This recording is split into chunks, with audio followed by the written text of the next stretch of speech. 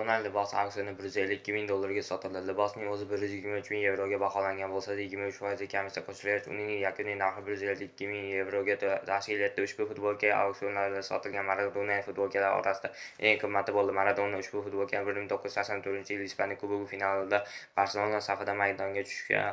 O'sha uchrashuvda kataloniyalik Bilbaoning Atletico klubiga 0-1 hisobida imkoniyat boy bergani o'sha o'yin yakunida ommaviy janjal kelib chiqqan va aynan shu payt Maradona futbolkasi yirtilgan.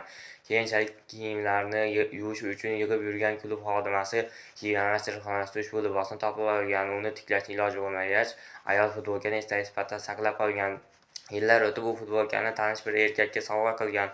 Keyinchalik esa u meros tariqasida uning o'g'liga o'tgan va aynan shu shaxs futbolkani auksionga qo'ygan.